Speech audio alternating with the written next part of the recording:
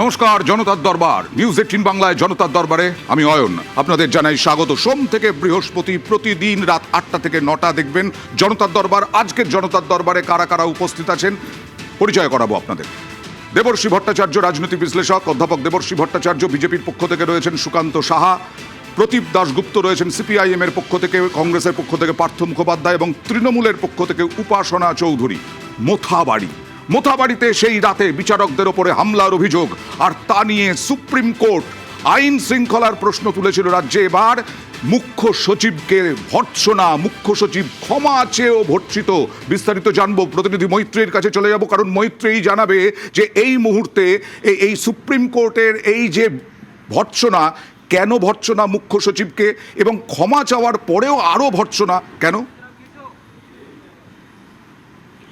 দেখো, আজকে এই মামলার যখন শুনানি ছিল তখন এনআইএর তরফ থেকে প্রাথমিক রিপোর্ট দেওয়ার পর সর্বোচ্চ আদালত তাদের শেষ শুনানির দিনই তারা উল্লেখ করে রেখেছিলেন যে মুখ্য সচিব, রাজ্যের ডিজিপি এবং মালদার ডিএম এবং এসপি তাদেরকে উপস্থিত থাকতে হবে ভার্চুয়ালি। এবং সেখানেই তারা প্রথমেই জিজ্ঞেস করেন রাজ্যের মুখ্য সচিব দুষ্যন্ত নারায়ণকে যে আপনি কেন ফোন ধরেননি, আপনার কি সমস্যা রয়েছে। মুখ্য সচিব তিনি ব্যাখ্যা দেওয়ার চেষ্টা করেন যে 1 এপ্রিল তিনি দিল্লিতে গিয়েছিলেন এবং 2 থেকে 4টে পর্যন্ত তিনি বিমানে ছিলেন। তারপরেই একের পর এক কড়া মন্তব্য আসতে থাকে বিচারপতিদের তরফ থেকে। প্রধান বিচারপতি তো বটে, তার সঙ্গে সঙ্গে বিচারপতি জয়মাল্য বাগচি তিনি উল্লেখ করেন যে আপনি যদি ফোন নাম্বার দিয়ে রাখতেন, আপনি এতটাই ব্যস্ত যে আপনি প্রধান বিচারপতির ফোন ধরেন না কলকাতা হাইকোর্টের। এবং তারপরে মুখ্য সচিব তিনি বোঝানোর চেষ্টা করেন যে তার ফোনে অনেক হাই সিকিউরিটি রয়েছে এবং তার ফোন অ্যাক্সেসেবল এবং নেটওয়ার্ক কানেক্টিভিটিও ভালো।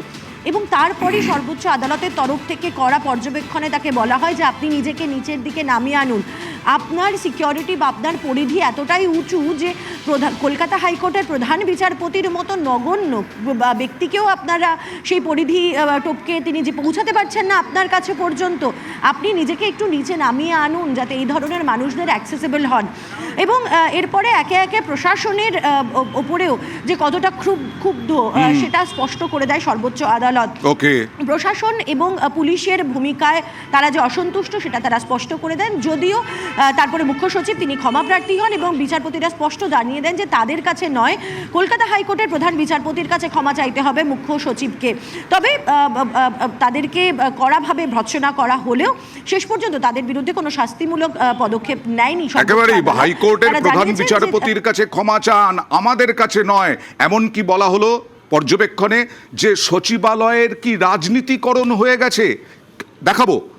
দেখাবো কোর্টরুম গ্রাফিক্সের মাধ্যমে কিভাবে ভর্ৎসনা মুখ্য সচিবকে। দেখুন সেই ভর্ৎসনা। আপনারা প্রধান বিচারপতির ফোন ধরেন না।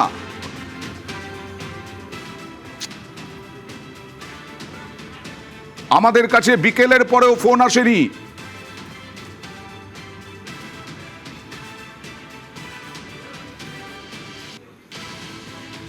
আমি 1 এপ্রিল দিল্লি এসেছিলাম, মুখ্য সচিব বললেন।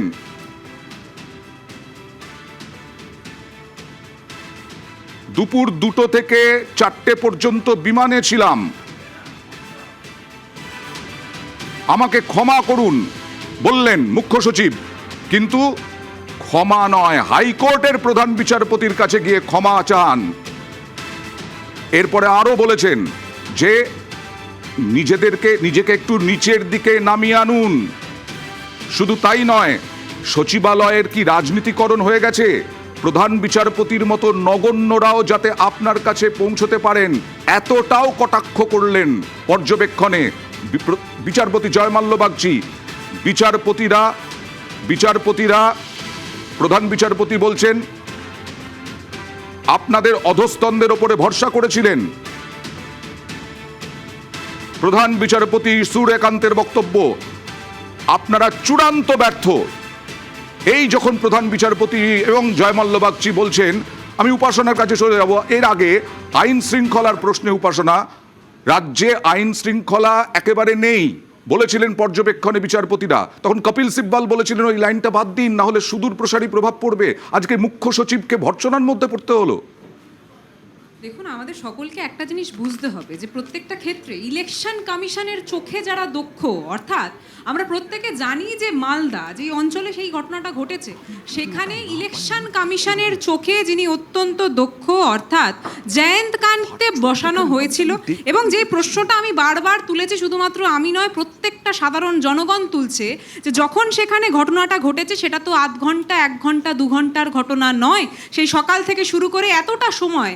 তাহলে এতটা সময় ধরে সেখানের পুলিশরা বা ওখানে স্বয়ং যিনি দায়িত্বপ্রাপ্ত জয়ন্ত কান্ত কি করছিলেন, এই প্রশ্নটা যখন আমরা তুলছি, না আমরা ইলেকশন কমিশনের কাছ থেকে কোনো উত্তর পাচ্ছি, না পাচ্ছি জয়ন্ত কান্তের কাছ থেকে। এবং আমাদের সকলকে একটা জিনিস বুঝতে হবে না, যে কিন্তু কিভাবে কিন্তু আজকে পর্যবেক্ষণে বলা হয়েছে যে সচিবালয়ে কি রাজনীতিকরণ হয়ে গেছে, সেটা কি একদিনে হয়েছে নাকি? দেখুন, আজকে যখন ইলেকশনের কথা আমি সকলেই বুঝতে পারছি, শুনছি, এবং ইলেকশনটা সেইভাবে এক্সিকিউট করার জন্য 483 জনকে তাদের হঠাৎ করে অদক্ষ মনে হলো, এবং তার পরবর্তীতে তাদের চোখে যারা যারা দক্ষ, অর্থাৎ বিজেপির সাথে তারা ডাইরেক্টলি যুক্ত। আমরা প্রত্যেকে এই কথা তুলেছিলাম জয়ন্ত কান্তের ব্যাপারে, যে ওনার আচ্ছা। স্ত্রী একজন বড় মানে বিজেপির একজন বড় পদাধিকারী। যাই হোক, সেই ব্যাপারে আমি যেতে চাইছি না। যদি সেই ব্যাপার থেকেও আমি সরে আসি, আমাদের সকলকে একটা জিনিস বুঝতে হবে যে বাংলার কোনো একটা অঞ্চল যদি আজকে উত্তপ্ত হয়, তার পরবর্তীতে সবচেয়ে বেশি লাভ কার হতে পারে? আর হ্যাঁ, আমি আবারও বলে দিই, যাদেরকে গ্রেফতার করা হয়েছে, একজন MIM এর প্রতিনিধি, এবং শুধুমাত্র তাই নয়, তার পাশাপাশি আরেকজন উনি কিন্তু ISF এর। আমি বিজেপির সুকান্ত বাবুর কাছে যাব। এই যে মিমের প্রতিনিধি বললেন, মিমের সঙ্গে জোটের কথা বললেন, মমতা বন্দ্যোপাধ্যায় আজকে অভিযোগ করলেন, এটা কি নির্বাচন কমিশনের ব্যর্থতা নয়? দেখুন, যে বিষয়টা রয়েছে সেটা হচ্ছে, যেটা যাই মিম তাই মোফাক্কারুন তাই তৃণমূল, উনি বিষয়টাকে নির্বাচন কমিশনের ঘাড়ে চাপিয়ে দিতে চাইছেন। আমি আমার কথা বলছি। এখন তো সবাই নির্বাচন কমিশনের আন্ডারে, মুখ্য সচিব, স্বরাষ্ট্র সচিব, ডিজি, সিপি। আমি আসছি সবকিছু আন্ডারে হওয়া সত্ত্বেও তাহলে মমতা ব্যানার্জি কদিন আগে স্টেটমেন্ট দিয়েছেন, আপনি দেখবেন, আমার সিআইডি অ্যারেস্ট করেছে মোফাক্কারুলকে, কথাটা বলেছিলেন, আপনার আর্কাইভ খুঁজলে দেখতে পাবেন। তাহলে আমার সিআইডি কেন? আমার সিআইডিটা কেন? সিআইডি নির্বাচন কমিশনের আন্ডার নয়। ঠিক আছে, না, আপনাকে এই তথ্যটা সর্বপ্রথম জানতে হবে দাদা। না, যে বিষয়টা রয়েছে প্রত্যেকটা ক্ষেত্রে, এটা আমার কথা না, এটা জাস্টিসদের এটা পর্যবেক্ষণ, যে প্রত্যেকটা সচিবালয় থেকে শুরু করে, বিউরোক্রেসি থেকে শুরু করে, প্রত্যেকটা যেগুলো সাংবিধানিক কাঠামো রয়েছে, প্রত্যেকটা তৃণমূলীকরণ হয়ে গেছে, পলিটিসাইজেশন হয়েছে। আমরা আরো স্পেসিফিক্যালি বলতে পারি, 483 ব্যক্তিদেরকে সরানোর পরবর্তীতেও যে কথাটা আপনি নির্বাচন বলছেন, কমিশনের বিজেপিকরণ করিনি, গেরুয়াকরণ করিনি। তো সুতরাং যদি কোনো প্রশ্ন ওনার থাকে যে কেন করতে পারছেন না, আপনারা নাকি গেরুয়াকরণ করেননি, কিন্তু এই দৃশ্য আমরা দেখতে পাচ্ছি ইলেকশন কমিশনের হেডিং, তার নিচে যে স্ট্যাম্প পড়ছে, সেই স্ট্যাম্প নির্বাচন কমিশনকে আমরা গেরুয়াকরণ। নির্বাচন কমিশনের প্রতিনিধি নন ঠিকই, কিন্তু বারবার করে নির্বাচন কমিশন হচ্ছে বিজেপিরই, তাই বলা হচ্ছে তৃণমূলের পক্ষ থেকে। আর মোদি এসে কোচবিহারে মহা জঙ্গল রাজ চলছে বললেন, এবং মহা জঙ্গল রাজের জন্যই মালদায় এই ঘটনা ঘটেছে। পাল্টা তৃণমূল নেত্রী মমতা বন্দ্যোপাধ্যায়ের আক্রমণ। দেখুন কি বললেন মোদি, এবং তারপরে তৃণমূল। की निर्मम सरकार बंगाल की इस पावन माटी पर हर रोज लोकतंत्र को लहूलुहान कर रही है। ये निर्मम सरकार अपने आगे किसी संवैधानिक संस्था को कुछ भी नहीं समझती। पूरे देश ने देखा है कैसे मालदा में न्यायिक अधिकारियों को बंधक बनाकर रखा गया।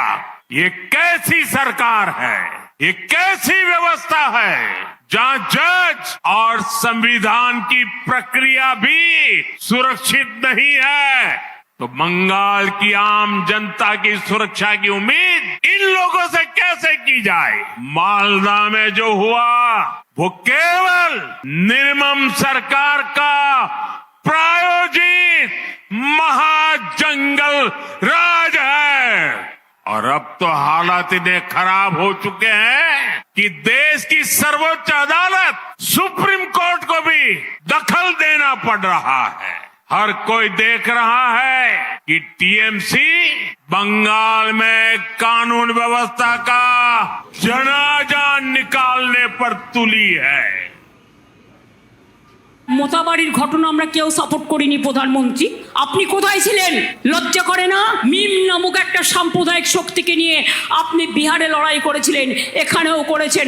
আমরা কোনো অ্যাটাককে সাপোর্ট করি না। দোষীদের অ্যারেস্ট না করে আপনারা নির্দোষীদের অ্যারেস্ট করছেন। মিম নামে একটা সাম্প্রদায়িক দলকে সব সাপোর্ট করেছেন, নরেন্দ্র মোদীর বিরুদ্ধে অভিযোগ করলেন মমতা বন্দ্যোপাধ্যায়। কিন্তু এই যে পুরো প্রশাসনের ওপরে, নির্বাচন কমিশনের আন্ডারে আছে এখন প্রশাসন, তারপরেও এখন মুখ্য সচিবকে ভর্ৎসনা শুনতে হচ্ছে, ক্ষমা চাইতে হচ্ছে। প্রদীপদা, না, আমি এমনি প্রথম হচ্ছে যে এই বিষয়টা নিয়ে দ্ব্যর্থহীন ভাষায় বলছি, একেবারে ঠিক কাজ হয়নি মোথাবাড়িতে যে ঘটনা ঘটেছে। কিন্তু শুধু এইটুকু বললে কিন্তু গোটা ঘটনাটা শেষ হয়ে যাবে না। এসআইআরের প্রথম দিন থেকে শেষ দিন পর্যন্ত যা যা ঘটনা ঘটেছে, এক্ষেত্রে দুটো বড় রাজনৈতিক দল, সো কল্ড কোট আনকোট, যারা নিজেদের মধ্যে ঝগড়া করে চোখের সামনে, এই মিডিয়ায় বসে যেরকম করে, পাড়ায় যেরকম করে, আসলে ওই দিল্লিতে দোস্তি, এখানে কুস্তি, ওই ঘটনাটাই ঘটছে। কিন্তু আমি বলছি মোথাবাড়ির ঘটনাটা খারাপ ঘটেছে, বিচারকদের সঙ্গে খারাপ ঘটনা ঘটেছে।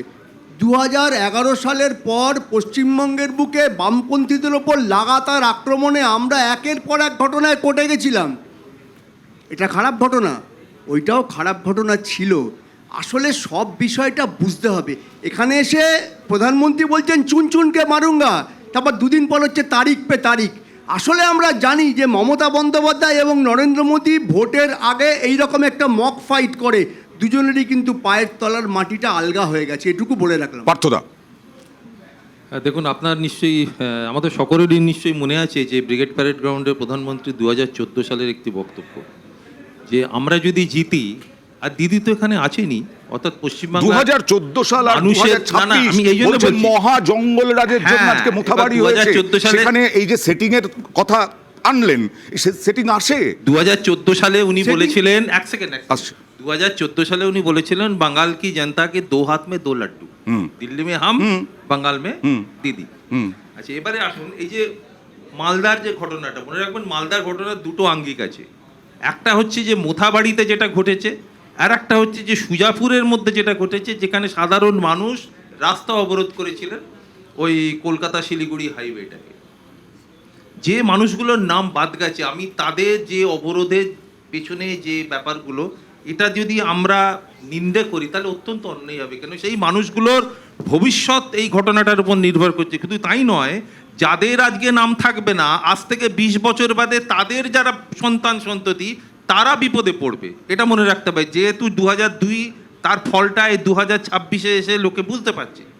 এবার একই রকম দেখুন, অথচ মোথাবাড়িতে যে ঘটনাটা হলো, যেটা সুপ্রিম কোর্ট একবারে দ্ব্যর্থহীনভাবে বলেছে, মোথাবাড়িতে যে ঘটনা হয়েছে সেটা কারা করেছে আমরা জানি, আমাদের বলতে আসবেন না।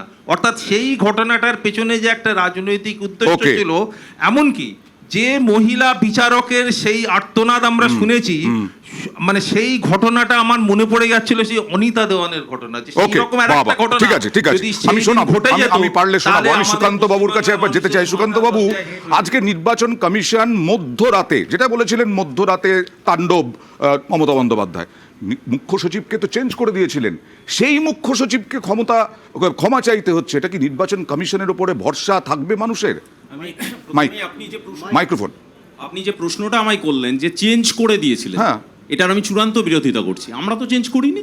নির্বাচন কমিশন মনে করেছে, নির্বাচন কমিশন চেঞ্জ করেছে, আমরা তো চেঞ্জ করিনি। তাই আমি প্রশ্ন করছি, নির্বাচন কমিশনের উপরে কি ভরসা থাকবে মানুষের? সেই মুখ্য সচিবকে ক্ষমা চাইতে হচ্ছে। দেখুন, যে কথাটা বলা হয়েছে, যেটা আজকে সমস্ত মানে প্রত্যেকটা জায়গায় বেরিয়েছে, জাস্টিসরা বলেছেন যে ভয়ঙ্করভাবে যে ভদ্রমহিলাকে জাস্টিস ছিলেন, যিনি পালিয়ে যাচ্ছিলেন, মানে দৌড়ে প্রাণ ভয়ে পালাচ্ছিলেন, এবং তার যদি ক্লিপিংসটা আপনি দেখান, সেখানে উনি একটা কথা বলেছেন। কি বলেছেন? যে আমার যদি কিছু হয়ে যায়, ক্যালকাটা হাইকোর্ট যেন আমার বাচ্চাদের দায়িত্ব নেয়। কেন ইমাজিন, ভাবতে পারছেন? একটা কথা আছে, সিপিএমে যখন নন্দীগ্রাম ঘটেছিল, সেই সময় তখনকার রাজ্যপাল গোপালকৃষ্ণ গান্ধী বলেছিলেন যে হার হিম করা ব্যাপার। এই ব্যাপারটা আমার যেটা মনে হয়, সেই ঘটনাটাকেও ছাড়িয়ে গেছে। আর শুধুমাত্র এটা বিচারপতিদের ওপর আক্রমণ, এটা মানে সাধারণভাবে নিলে হবে না, এটা আমি বলছি না, এটা সুপ্রিম কোর্টের অবজারভেশন যে এটাকে সাধারণভাবে নিলে হবে না। এটা সরাসরি টোটাল এন্টায়ার জুডিশিয়ার সিস্টেমকে চ্যালেঞ্জ করা। আচ্ছা। জুডিশিয়ারিটা গণতন্ত্রের একটা অনেক বড় স্তম্ভ। জুডিশিয়ারি গণতন্ত্রের অনেক বড় স্তম্ভ। এইভাবে জাস্টিসদের মোরালটাকে ভেঙে দেওয়া হচ্ছে, জাস্টিসদের মোরালটাকে ভেঙে দেওয়া হচ্ছে। এবং একটা ভাবতে হবে, সংকীর্ণ রাজনীতির ওনাদের উঠতে বলুন। না, এটাকে আমি দেবশ্রীদার কাছে আসবো, দেবশ্রীদার কাছে আসছি। সংকীর্ণ এটা রাজনীতি নাকি সত্যি নির্বাচন কমিশনের ভূমিকা নিয়ে? আসছি। সংকীর্ণ রাজনীতি। ওকে, নির্বাচন কমিশনের ভূমিকা নিয়ে প্রশ্ন উঠছে। আপনি বলেছেন আমার হ্যাঁ, নির্বাচন কমিশনের ভূমিকা নিয়ে প্রশ্ন তুলছে। দেখুন, এই নির্বাচন পুরো পদ্ধতিটা একটু লার্জার পারভিউ থেকে যদি আমরা দেখি, যে আমাদের প্রত্যেকটা দেশের মানুষকে ভোটাধিকারটা হচ্ছে একটা সাংবিধানিক অধিকার, আইনগত অধিকার, কারণ রিপ্রেজেন্টেশন অফ পিপলস অ্যাক্টও বলা আছে, এবং এটা মৌলিক অধিকার কোন পার্টে না ভোটদানের স্বাধীনতা। এইটাকে সুপারভাইজ করার অসীম ক্ষমতা দিয়েছে আর্টিকেল 324 কাকে? নির্বাচন কমিশনকে। তা নির্বাচন কমিশন দুটো দিক কিন্তু স্যাটিসফাই করার দায়িত্ব পুরো নির্বাচন কমিশন। এক, কোনো অবৈধ ভোটার যেন ভোটিং সিস্টেমের মধ্যে না ঢোকে, উল্টোভাবে কোনো বৈধ ভোটার যেন ভোটিং সিস্টেম থেকে বাইরে না যায়। আজকে কালকেই যে অ্যাডজুডিকেশন হয়েছে তাতে আপনি দেখুন কংগ্রেসের যে সম্ভাব্য প্রার্থী বোধহয় ওই মেহতাব ফারাক্কা, তাকে অ্যাডজুডিকেটেড করার পরে কালকে একটা হিয়ারিং এই বলেছেন না ইনি আজকেও আরেকজনের হয়েছে, আজকেও রতুয়ার কংগ্রেস প্রার্থীর হয়েছে। এক্স্যাক্টলি। তাহলে দেখুন, আমার যে কোনো প্রধানমন্ত্রী মুখ্যমন্ত্রী কেউ দেয়নি, আমাকে সংবিধান যে অধিকার দিয়েছে সেই অধিকারটা রক্ষা করার দায়িত্ব রাষ্ট্র এবং রাষ্ট্র নির্মিত একটি স্বায়ত্তশাসিত সংস্থা। সে যদি আমার এই অধিকারটা না এনশিওর করতে পারে, তাহলে ভারতীয় গণতন্ত্রের যে বৃহত্তর পরিধিতে এই প্রশ্নটা কিন্তু এটা তো একটা খুব স্বাভাবিক প্রশ্ন তুললেন দেবশ্রীদা, যে আজকে কোর্টে গেলেন প্রার্থী পেয়ে গেলেন, একদম তালিকায় নাম উঠে গেল, আর ট্রাইব্যুনালে দেখাবো হাজার হাজার মানুষ লাইন দিচ্ছেন, তাদের ক্ষমতা নেই কোর্টে যাওয়ার, তাদের কি হবে? আরও একবার সুপ্রিম কোর্ট আজকে ভর্ৎসিত করতে গিয়ে কি বলল সুপ্রিম কোর্ট মুখ্য সচিবকে, দেখুন কোর্টরুম গ্রাফিক্সে। আমরা ডিজি, সিএস এবং সব প্রশাসনিক আধিকারিককে নির্দেশ দিচ্ছি। আরও কি বলা হলো? প্রধান বিচারপতি বললেন, এসআইআর শেষ না হওয়া পর্যন্ত সব রকম সহযোগিতা বিচারপতিদের দেওয়ার জন্য ডিএম এবং এসপিদের যখন রেজিস্ট্রার ফোন করেন তখন কি বলা হয়? তখন বলা হয় বেলা 3:30 ঘেরাও শুরু হয়, কিন্তু ফোন করেছেন কখন? রাত 11:30টায় ডিজি প্রধান বিচারপতির বাড়ি যান, রাত 11:30টায়, তার আগে পাওয়া যায়নি। কি বলছেন? সর্বোচ্চ আদালতের প্রধান বিচারপতি হস্তক্ষেপ না করলে কি হতো সেদিন বুঝতে পারছেন? প্রধান বিচারপতি এবং জয়মাল্য বাগচি দুজনের পর্যবেক্ষণ। প্রধান বিচারপতির মতো ক্ষুদ্র মানুষের জন্য আপনি একটু নিচে নেমে আসুন দয়া করে।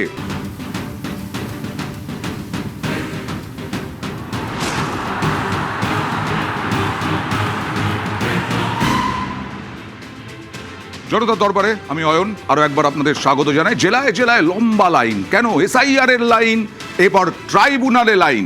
ট্রাইব্যুনালের জন্য ট্রাইব্যুনালে এবার যে নথিপত্র জমা, তার লাইন জেলায় জেলায় দেখুন। লাইনে দাঁড়িয়ে দাঁড়িয়ে শেষ হয়ে যাচ্ছে আমাদের জীবনটা। গরমে মরে যাচ্ছি, বাচ্চা নিয়ে সবসময় রোদে গরমে টেনশনে রাতের ঘুম কেড়ে নিয়েছে। আমরা প্রবলেমের মধ্যে আছি। আমরা 3টার সময় দিয়ে লাইনে আছি, ভোর 3টায়।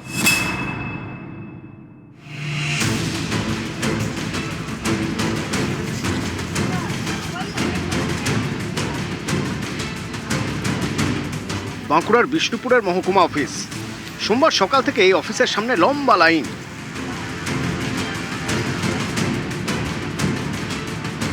অনেকের নাম প্রথম ভোটার তালিকায় বাদ গিয়েছে, কারো বাদ পড়েছে সাপ্লিমেন্টারি তালিকায়। নাম তুলতে তাই ট্রাইব্যুনালে আবেদন, ফর্ম ফিল আপ করে জমা, এর জন্যই লম্বা লাইন। লাইনে দাঁড়িয়ে দাঁড়িয়ে শেষ হয়ে যাচ্ছে আমাদের জীবনটা। আমাদের কোনো নামই আসছে না, ওই যতবার আসছে হেরানহানি করাচ্ছে আমাদের। গরমে মরে যাচ্ছি, বাচ্চা নিয়ে সবসময় রোদে গরমে টেনশনে রাতের ঘুম কেড়ে নিয়েছে।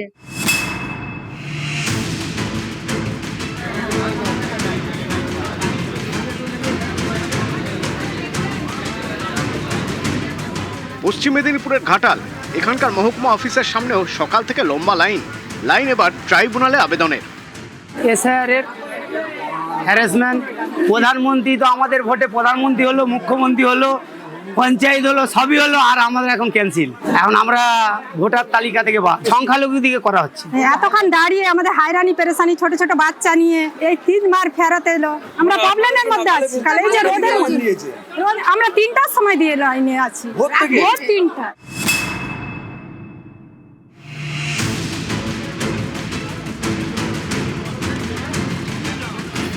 দক্ষিণ 24 পরগনার ক্যানিংয়েও এক ছবি। সোমবার সকাল থেকে ক্যানিং এসডি অফিসের সামনে লম্বা লাইন। আমাদের ডিলেট হয়েছে, তাই তা জানি না, ডিলেট এসছে কাগজে এইটুকু জানি, আমাদের বিএলও বলতে পারে না। আবার ডকুমেন্ট জমা দিতে আমাদের এখানকার অনেক কিছু ডকুমেন্টস আছে, জন্ম সার্টিফিকেট আছে, মাধ্যমিক সার্টিফিকেট আছে, 2002 সালের লিস্টে আমার মায়ের নাম আছে। অবশ্যই আতঙ্কে আছি আমরা চাই আমাদের পুনরায় আমাদের ভোটার অধিকার ফিরিয়ে দেয়।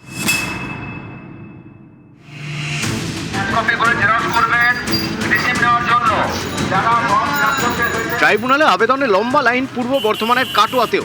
এখানকার মহকুমা অফিসে চলছে ফর্ম ফিল আপ।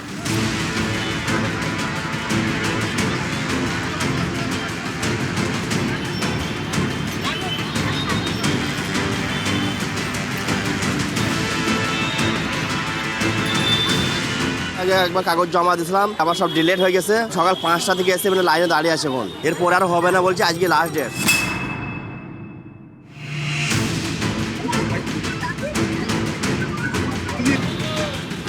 কোচবিহারে জেলা শাসকের দপ্তরের পাশে মাইনরিটি অফিস, এখানেই বসেছে ট্রাইব্যুনাল। সেই ট্রাইব্যুনালে আবেদনের জন্য সকাল থেকে লাইন। বাবা মার সবারই আছে 2002 এর লিস্টের নাম, কিন্তু আমার নাই, আমার ভাইয়ের আছে। আমরা 2012 থেকে ভোট দিই, হয়রানি করতেছো।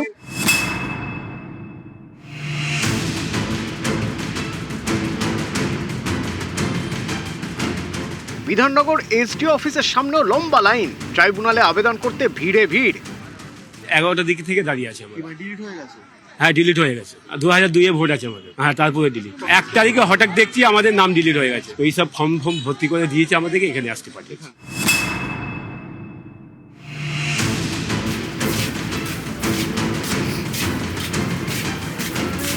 বীরভূমের সিউড়ি। অভিযোগ, এখানে ট্রাইব্যুনালের লাইনে দাঁড়িয়ে অসুস্থ হয়ে পড়েন তনুজা বিবি। দুবরাজপুরের বাসিন্দা, তাকে সিউড়ি সুপার স্পেশালিটি হাসপাতালে নিয়ে যাওয়া হয়। এসা লাইনে প্রচন্ড ভিড়, তো এবার রোদে আর হয়েছে, তখন আমি অতটা বুঝতে পারি নাই। তারপর আস্তে আস্তে বলছে আমার গা মাথা ঘুরছে। নিউজ 18 বাংলা। চৈত্রের চড়া রোদে লাইনে তো দাঁড়ালেন, কিন্তু ভোটার তালিকায় নাম উঠবে কি তা নিয়ে ধোঁয়াশা রয়ে গেছে। আমি উপাসনার কাছে যাব, তৃণমূল ম্যানেজ দেবে কিভাবে? এত লক্ষ লক্ষ ভোটার বাদ গেল। দেখুন, বিষয়টা হচ্ছে এখানে তৃণমূল ম্যানেজের থেকেও আসল কথাটা কোথায় জানেন? আমাদের সকলের লড়াইটা যেখানে, সেটা হচ্ছে প্রত্যেকটা মানুষের অধিকারটা নিয়ে যেন ছিনিমিনি খেলা হচ্ছে।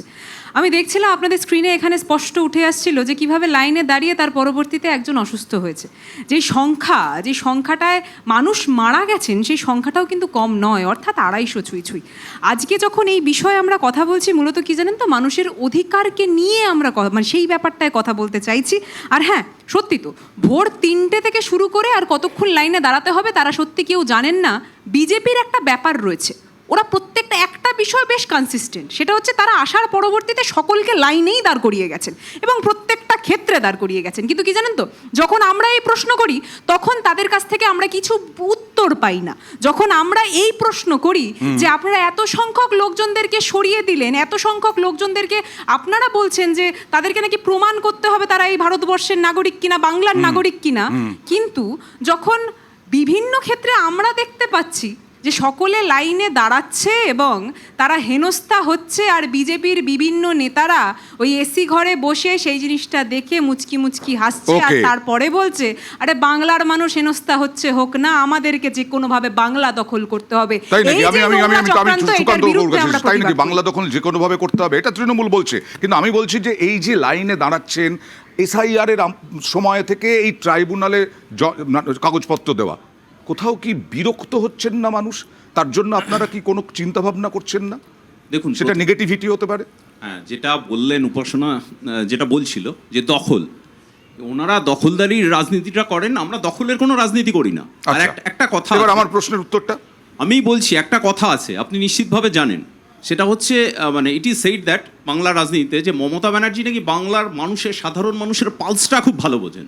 তো মমতা ব্যানার্জি বুঝে গেছেন যে মানুষ ঠিক করে ফেলেছে, মানুষ সিদ্ধান্ত নিয়ে ফেলেছে যে মানুষ এই সরকার সাধারণ মানুষ বিরোধী, জনতা বিরোধী এই সরকারকে প্রত্যাখ্যান করবে। দেয়ালের লিখন খুব স্পষ্ট, সেই দেয়ালের লিখন উনি পড়ে ফেলেছেন, মানুষ সিদ্ধান্ত নিয়ে ফেলেছে, বিজেপি সাধারণ মানুষের কণ্ঠস্বর হয়ে উঠেছে। লড়াইটা এখন মমতা বনাম জনতা, লড়াইতে জনতা, সংকীর্ণ রাজনীতির ঊর্ধ্বে উঠে বলবো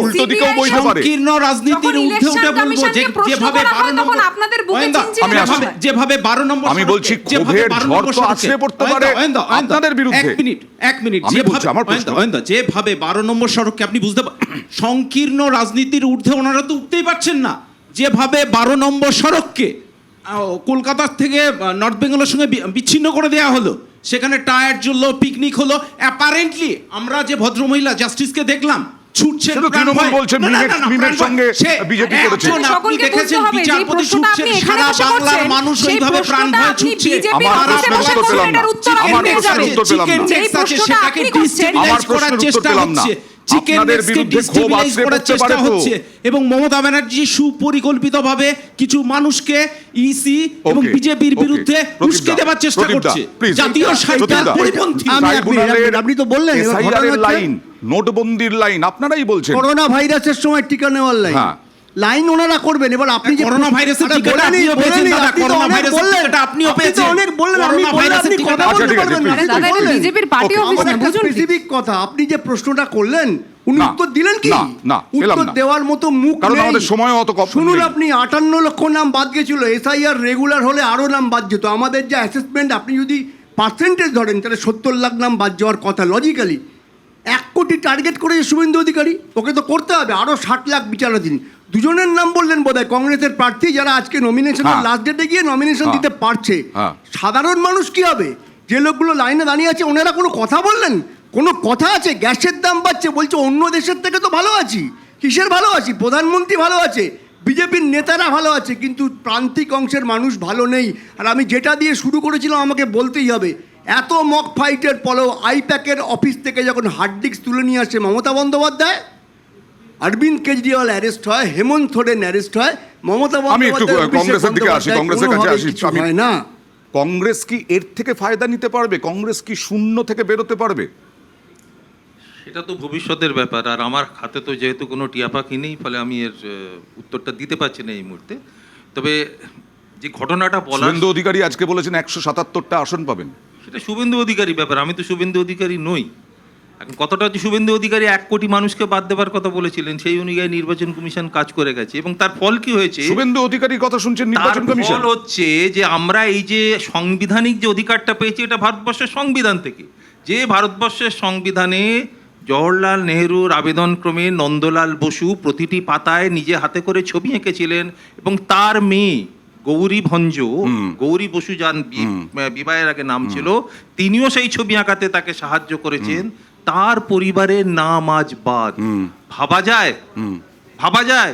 ভারতবর্ষের রাষ্ট্রপতি ফখরুদ্দিন আলী আহমেদের নাম আসামে এর আগে বাদ হয়েছে। আমাদের দেশে খেলোয়াড় তিনি পর্যন্ত প্রশ্নের সম্মুখীন হয়েছেন।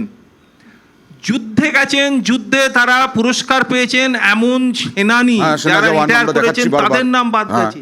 এই কিসের এসআইআর আমরা করছি?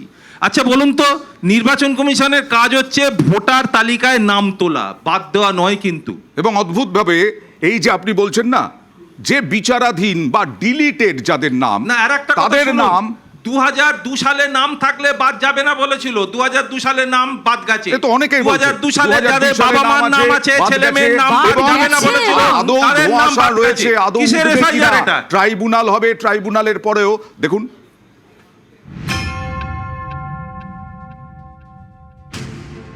সোমবার সুপ্রিম কোর্টে এসআইআর মামলা শুনানির শুরুতেই প্রধান বিচারপতি সূর্যকান্ত জানান, কলকাতা হাইকোর্টের প্রধান বিচারপতির তরফ থেকে একটি রিপোর্ট দেওয়া হয়েছে। তাতে বলা হয়েছে 6 এপ্রিল বেলা 12টা 4 পর্যন্ত 59,15,000 নাম যাচাইয়ের কাজ শেষ হয়েছে। তখন কমিশনের আইনজীবী বলেন, এদিনের মধ্যেই বাকি কাজ শেষ হয়ে যাবে বলে তথ্য রয়েছে। কিন্তু যাদের নাম সাপ্লিমেন্টারি লিস্ট থেকে বাদ গিয়েছে তাদের নাম কি ভোটার তালিকায় উঠবে? এবার কি তাঁরা ভোট দিতে পারবেন? এ ধোঁয়াশা রয়েই গেল। কারণ 6 এপ্রিল প্রথম দফার ভোটের মনোনয়ন জমার শেষ দিন, আর 9 এপ্রিল দ্বিতীয় দফার। মনোনয়ন জমার শেষ দিনের তালিকাতেই ভোট হয়। তাহলে ট্রাইব্যুনালে কেউ বৈধ প্রমাণিত হলেও তিনি কি এবার আর ভোট দিতে পারবেন? কমিশনের আইনজীবীর বক্তব্য, ট্রাইব্যুনালের কাজ এগোচ্ছে, নোডাল অফিসার নিয়োগ করা হয়েছে। তখন শীর্ষ আদালত জানায় অবসরপ্রাপ্ত বিচারপতিদের নিয়ে কমিটি গঠন করতে হবে। সেই কমিটি ট্রাইব্যুনালের কাজের পদ্ধতি ঠিক করবে। এদিন শুনানিতে আইনজীবী কল্যাণ বন্দ্যোপাধ্যায় বলেন, নির্বাচনের আগে ট্রাইব্যুনালে যাদের নাম ক্লিয়ার হবে অন্তত 21 তারিখ পর্যন্ত তাদের নাম যুক্ত করা হোক। তখন বিচারপতি জয়মাল্য বাগচি বলেন, ট্রাইব্যুনালের ওপর কিভাবে আমরা চাপ দিতে পারি? তখন কল্যাণ বন্দ্যোপাধ্যায় বলেন, আমরা চাপ দিতে বলছি না, যদি 100 জনের নাম বৈধ বলে বিবেচিত হয় তাহলে তাদের নাম যুক্ত করা হোক। প্রধান বিচারপতি বলেন, সিনিয়র অবসরপ্রাপ্ত বিচারপতিদের নিয়ে টি শিবজ্ঞানামের নেতৃত্বে একটি কমিটি গঠন করছি। এই কমিটি ঠিক করবে ট্রাইব্যুনাল কোন পথে এগোবে। অ্যাপিলেট ট্রাইব্যুনাল নিজেদের মতো প্রসিডিওর ঠিক করতে পারবে। বিচারাধীনদের নিষ্পত্তির পরে সকল বৈধ ভোটারের নাম সাপ্লিমেন্টারি তালিকায় তুলতে হবে। অফলাইন না অনলাইন কিভাবে আবেদন ট্রাইব্যুনালে জমা পড়বে তা কমিটি ঠিক করবে। এই মামলার পরবর্তী শুনানি 13 এপ্রিল। ভোটার তালিকায় নাম তোলা নিয়ে ততদিন পর্যন্ত রয়ে গেল ধোঁয়াশা। নিউজ 18 বাংলা। আর এখনো ধোঁয়াশা রয়ে গেল। আমরা কি, আমি দেবশ্রীদের কাছে যাব, আমরা কি আমাদের অধিকার রাখতে পারলাম, আমাদের সাধারণ মানুষ? না, এইটা নিয়েই তো সবচেয়ে বড় প্রশ্ন, যে আমি যেটা নিয়ে আগের এতে বলছিলাম ফেজে, যে এই যে কংগ্রেসের যে সম্ভাব্য প্রার্থী, তার অনেক প্রতিপত্তি, একটা সর্বভারতীয় দল তার পিছনে রয়েছে, কিন্তু যে মানুষটা প্রান্তিক মানুষ, যাদের ইন্টারভিউগুলো আপনারা দেখাচ্ছিলেন, যারা 2002-এর ভোটার লিস্টেও রয়েছে, তথাপি তাদের নাম নেই। এই যে সাংবিধানিক অধিকার হরণ, সেই দায়িত্বটা কিন্তু একটা ইলেকশন কমিশনের দায়িত্ব কখনো হতে পারে না।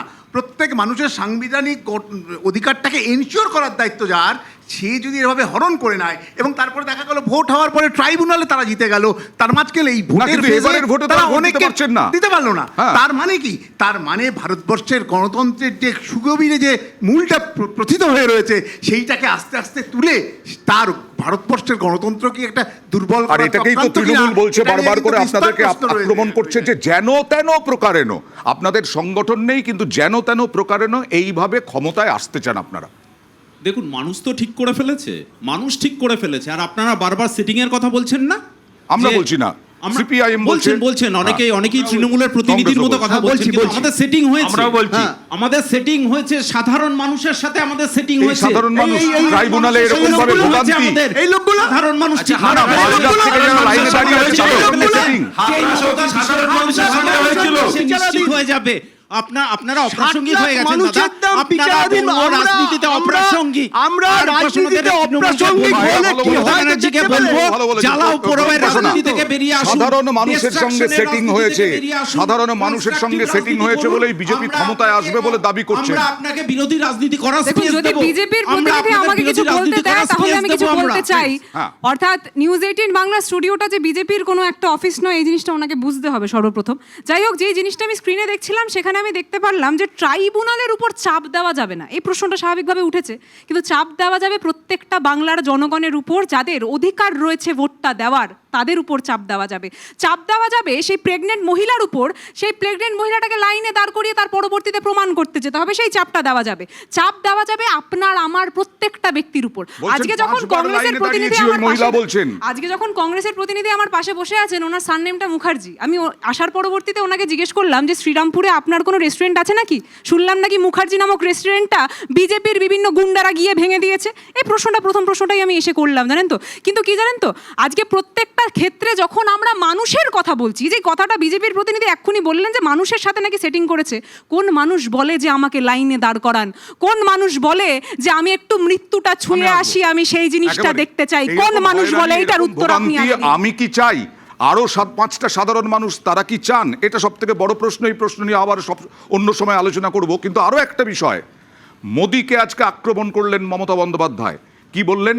যে মহাজঙ্গল রাজের কথা বললেন, কিন্তু পাকিস্তান যে কলকাতা আক্রমণ করবে এই হুমকি দিয়েছে, তার তো কোনো বিরোধিতা করলেন না। কি বললেন মমতা বন্দ্যোপাধ্যায় দেখুন।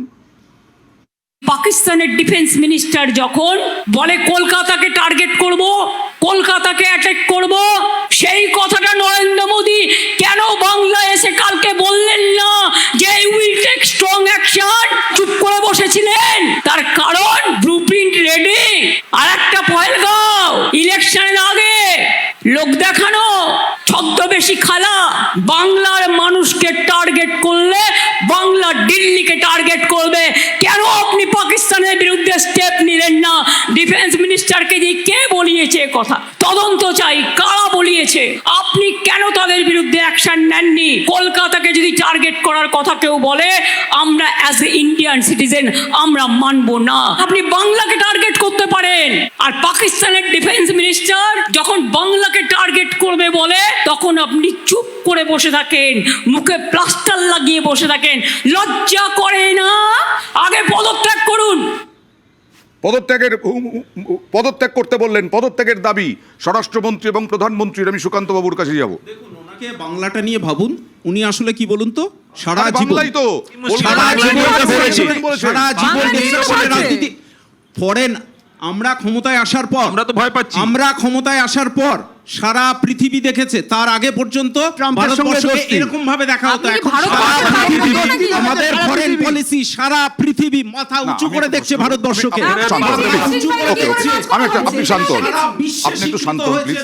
নিশ্চয়ই সারা আমি বিশ্বে বলছি, শিক্ষিত হয়েছে। এক হচ্ছে দীর্ঘ লাইনে দাঁড়িয়ে আছেন হাজার হাজার মানুষ, 5 বার লাইনে দাঁড়িয়েছেন। কলকাতাতে হামলা করবে পাকিস্তান, এরকম টার্গেট, এরকম হুমকি। তারপরেও আপনারা কি কিছু বলবেন? আপনারা বিরক্তির উদ্রেক হচ্ছেন না তো? দেখুন, কলকাতাতে হামলা করবে সেটা আমরা বুঝে নেব, সেটা সরকার বুঝে নেবে। এবং আমাদের ফরেন পলিসিটা যে কতটা শক্তিশালী, কতটা পাওয়ারফুল, সেটা সারা পৃথিবী দেখেছে মোদিজির নেতৃত্বে। কিভাবে যে সুতরাং বলবেন? ওনাকে ভাবতে হবে না। উনি বাংলাকে যেভাবে ভারতবর্ষের বাইরে একটা পশ্চিম বাংলাদেশ বানানোর চক্রান্ত করছেন, আচ্ছা। সেটা থেকে বেরিয়ে আসুন। জেহাদিদের সরকার চলছে, ওকে, জেহাদিদের সরকার চলছে। পার্থদা কিছু বলবেন? দেখুন, মোদি কেন বললেন না, আমার মনে হয় প্রশ্নটা করাটাই অন্যায় হয়েছে। কেননা আমি এখনো পর্যন্ত দেখিনি যে মিস্টার ট্রাম্প এই অনুমতি মোদিকে দিয়েছেন। মোদি কি করে বলবেন? একদম। এখনো পর্যন্ত কি তোমরা কোনো খবর দেখাতে পারবে যে মিস্টার ট্রাম্প অনুমতি দিয়েছেন মোদিকে এই ব্যাপারে বলা, যে মানে পাকিস্তানের আক্রমণ নিয়ে? আগে দিক, পাকিস্তান নিয়ে ভাবতে হবে না উপাসনা। আগে আপনারা ভাবুন কলকাতা নিয়ে, বাংলা নিয়ে। বাংলায় এইরকম অপশাসন চলছে। দেখুন, একটা জিনিস আমাদের কাছে ভীষণ স্পষ্ট, কি জানেন তো? আজকে কোর্টে একটা কথা বলা হয়েছিল যে ওয়েল প্ল্যান, ডেলিবারেট এবং ক্যালকুলেটেড। আজকে যখন কলকাতার উপর হামলা হবে এই কথাটা বলা হচ্ছে, তখন যখন মোদিবাবু কোনো বক্তব্য রাখছেন না, সেটাও কোনো একটা ওয়েল প্ল্যান্ড বিষয়ের জন্যই উনি বক্তব্য রাখছেন না, মৌনব্রত পালন করছেন কিনা, এই জিনিসটা আজকে বাংলার প্রত্যেকটা জনগণ জানে, তারা বুঝে গেছে। কি জানেন তো, ইলেকশন যখন যখন আসে তারা তো আর কোনোদিন উন্নয়ন করেনি। উন্নয়নের কথা আমরা ISI কে ডেকে আনার ব্যাপারটা দেখেছি, তারা এই জিনিসটা দেখিয়েছে। তার পরবর্তীতে তারা ভোট রাজনীতি করতে চায়। 30 সেকেন্ড। One second question. না, আমি বলছি যে আপনারা কি চাইছেন? আপনারা মানুষের বিরক্তি উদ্রেক করতে চাইছেন না মানুষের ভালো চাইছেন? আরে এখনো ট্রাম্প কিছু বলেনি তো। এই যে বললেন না, যিনি বলছেন আর কি, যে ট্রাম্প আসলে কি বলুন তো, এত বছরের অভ্যাস তো কি করে ছাড়বেন? আপকি বাত ট্রাম্প সরকার পাশে যারা কে বলেছিল? বামপন্থী এবং না, কংগ্রেস, তৃণমূলের হয়ে প্রচার করার জন্য সারা জীবন কলকাতার রাস্তায় আমেরিকা মুর্দাবাদ বলেছে, আর নিজের ছেলে মেয়ে, নিজের সবাইকে আমেরিকায় পড়তে পাঠিয়েছে। কেন তো মোদি তাদের এই সিউটো বিরোধিতা, শেষ হয়ে আসছে, please, রোহিঙ্গা আপনাদের জন্য মূল সমস্যাটা থেকে অনেক দূরে চলে যাচ্ছি। হ্যাঁ। এই মানুষের এই মুথাবাড়ির ঘটনাটাকে যদি আমরা বলি, মানুষ কোথায় যাবে, কি করবে? আমি হিংসাত্মক পার্টটুকু কখনোই সমর্থনযোগ্য না, অবশ্যই। কিন্তু আমাকে আমার অধিকার যখন ছিনিয়ে নেওয়া হচ্ছে, তার প্রতিরোধ প্রতিবাদ করার অধিকার আমাকে সংবিধান দিয়েছে, 19(1)(a)(b)(c) বিশেষ করে আর্টিকেল। তাহলে আমি প্রতিবাদ করব না? আমার অধিকার যখন ছিনিয়ে নিচ্ছে রাষ্ট্র নির্মিত সংস্থা, আমি প্রতিবাদ করব না? হিংসাত্মক পার্টটা কখনো সমর্থন করা যায় না। অবশ্যই, ফলে গণতান্ত্রিক এইটা, পদ্ধতিতে এই প্রতিবাদ, মানুষের অধিকার অবশ্যই। প্রতিবাদ এখানে সাধারণ দেখা যাক, কিছু বললে হয়নি কিন্তু। দেখা যাক এই ভোটাধিকার এই বছর আদৌ পান কিনা সাধারণ মানুষ। অনেক ধন্যবাদ। জনতার দরবার আজ শেষ করতে হচ্ছে। জনতার দরবার আবার আগামীকাল।